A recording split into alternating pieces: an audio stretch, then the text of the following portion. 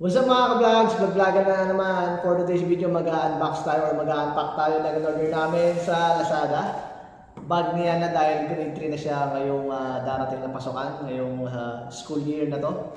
So, itong bag na to is nagkakahalaga siya ng 997 kasama na yung shipping fee. Pero meron akong ginamit na voucher kaya medyo nagkaroon ng konting discount. Ipapakita ko dito sa video yung mismong picture niya doon sa Lazada. So masya-check natin kung talagang kamukha talaga nung doon sa picture or nabudol lang tayo, no? So nakalagay doon sa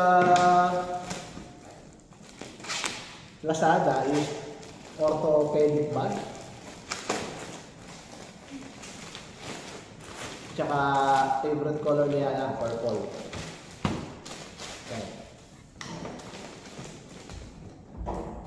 So, ito siya. So, akala niya na maliit yung bag kasi maliit yung packaging. Pero, ayan.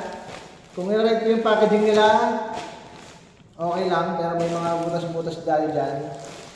Di naman tinamaan yung item kaya okay lang.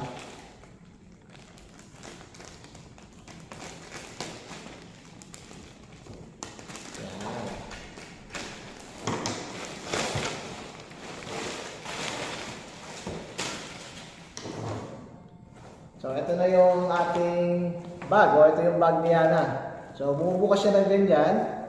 Ito yung kanyang pinaka-loob. Yan. Meron siyang lagayan ng laptop dito, pero hindi na magla-laptop si Ana or tablet, ganyan. Pwede rin na libro. Ayan, libro dyan. Notebooks. So, bubuin muna natin siya.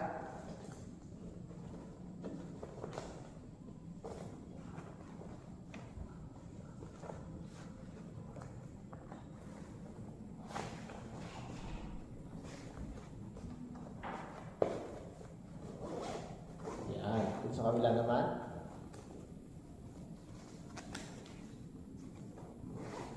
Ayan.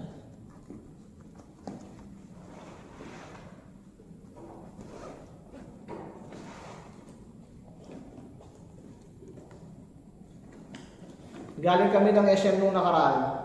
Pinangbibilisan namin siya ng bag doon kaso wala kami nakitang maganda or magugustuhan niya. Tsaka yung presyo medyo may kamahalan din sa SM. Ang ginaganda lang sa SM is nakikita mo ng actual yung item compare sa Lazada na pwede kang mabudol. Pero this time dito sa in-order naman namin mukha naman siyang maganda. Mukha naman siyang matibay.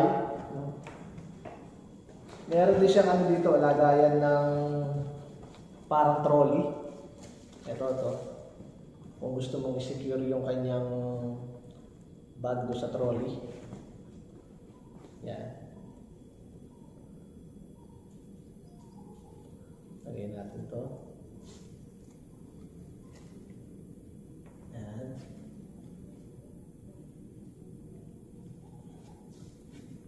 Sa kabila.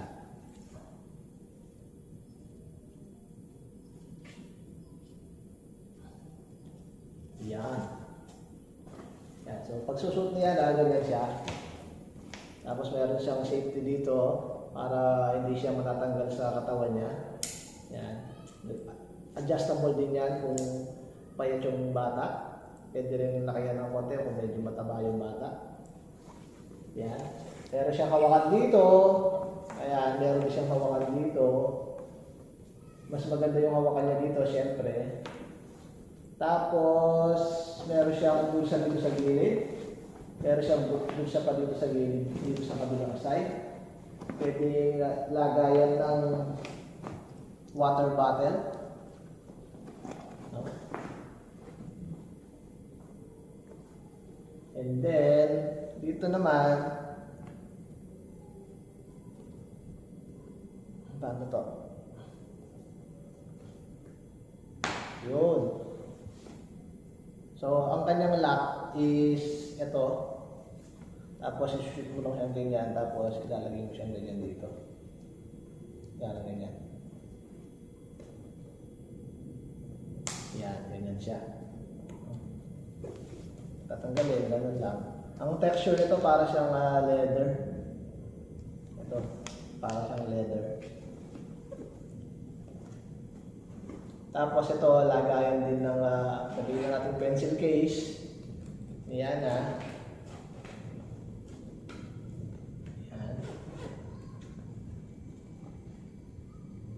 So, all in all, okay naman tong bag. Marami lang siyang mga himul-himul-mol. Tatanggalin na lang siguro yun sa gunting. Pero, carry naman na.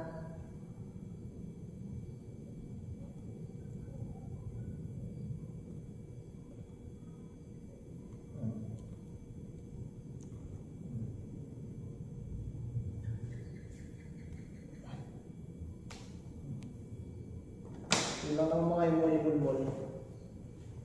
Yan. Yan, no? So, yan. So, kung kukuha siya ng gamit niya, ng notebook niya, o kaya ng libro niya, o pen niya lang yung nilagyan niya, yan. Pwede niya nang dukutin dito. Nakatayo yung mga libro. Yan.